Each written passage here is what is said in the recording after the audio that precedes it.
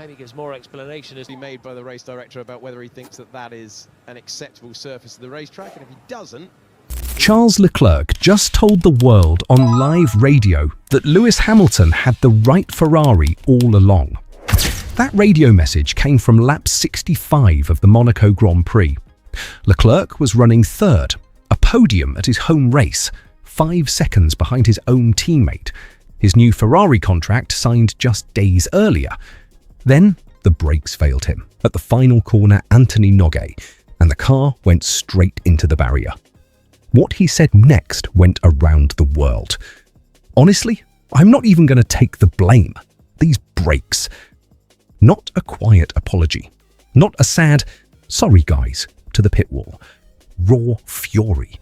From a driver who has been fighting this problem for 2 full races, watching Ferrari fail to fix it, and watching his teammate stand on the podium because of it. This is not just a crash story. This is the story of one car, 2 drivers, and 2 completely different realities playing out at the same time, and what that means for Ferrari for the rest of 2026. This is the kind of breakdown you will not get anywhere else. If you want the Ferrari garage story nobody is talking about, subscribe to F1 today. I am covering Spain's implications tomorrow.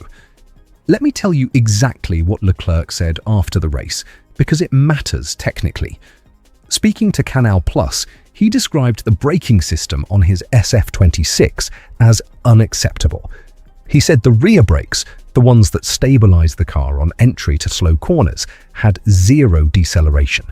His exact words, "On the front brakes, it locked a lot more than I thought, and in the rear brakes, it had no deceleration at all. It was like I had no rear brakes at all." That is not a car problem. That is a trust problem. And trust, once broken at Monaco, does not come back by Sunday night. He confirmed through data, not instinct, data that the track surface was not the cause. The asphalt was breaking up at Anthony Nogues, the same corner where Lance Stroll, Aston Martin driver, had crashed minutes earlier. Leclerc checked. He ruled it out. The brakes failed him, for the 2nd race in a row. He had been flagging this since Canada. Ferrari had 2 weeks to fix it. They sent him out at Monaco with the same problem. But here is what nobody is saying yet. Leclerc, in that same Sky Sports broadcast during the red flag stoppage, said something that changes the entire Ferrari story for 2026. He said he was going to try to replicate Hamilton's approach to the car going forward. Not in defeat, in conclusion. He had seen the data. He had seen what Hamilton's side of the garage produced, and he admitted publicly that Hamilton may already have the answer Ferrari needs. That was not just a crash. That was a realignment. But that was just the start. Now let us look at Hamilton's side of this weekend, because his podium interview was the quietest bombshell of the entire race. Hamilton finished 2nd, his 8th Monaco podium, a record equalled, not celebrated loudly. He said the SF26 behaved well around Monaco. Not perfectly, but well. He told Sky Sports, "I'm in a really good place with the car. I'm in a really good place with the team. And you can see that I have decent pace still in me. There's no lacking of pace." That does not sound like a man who survived Monaco. That sounds like a man who has started to understand Ferrari. And that difference between surviving and understanding is what makes Ferrari's situation complicated right now. Now here is where the story turns completely. Hamilton's side of the garage reportedly ran a different brake configuration this weekend, a newer direction, one that appeared to give him the stability Leclerc was missing. If that is true, Ferrari may already have the solution. The question is whether they apply it to both cars fast enough before Spain. 3 possible scenarios from here. Scenario 1. Ferrari move quickly, apply Hamilton's direction to Leclerc's car, and Barcelona becomes the first weekend where both red cars are fighting at the front. That is the best outcome. That is what Ferrari need. Scenario 2. Ferrari treat this as a driver issue, not a car issue, and send Leclerc to Spain with the same problem. The pressure on him becomes unbearable. The narrative follows him, and the season becomes defined by the split inside Maranello, Ferrari's headquarters in Italy. Scenario 3. Brembo, Ferrari's brake supplier, and Ferrari investigate, find a component-level issue specific to Leclerc's car, and the fix takes longer than one race.